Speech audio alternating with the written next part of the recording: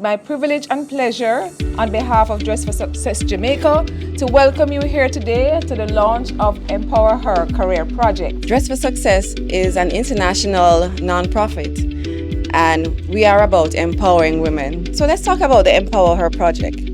So this is a 3-year project funded by the Scotiabank Women Initiative to remove barriers for women who are underemployed and unemployed. The goal is to provide soft skills training and mentorship so that, we can remove all the barriers that there is to economic independence. You have been specially selected to be part of our summit. We want to be a part of your journey. And you're on a journey. And it's on a journey of success. Remember that, because this is just the beginning. And it says life starts with just little steps. So don't be afraid to make those little steps. You will one day be in a position to reach down and help another woman or help other women.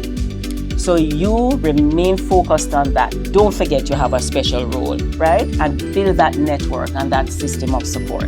We believe that this initiative will promote a more enabling environment for women and girls through unlocking and advancing their potential through strategic and practical program activities that will be implemented through the program. I want you to take hold of this opportunity and press forward for yourself, for your families, for Jamaica.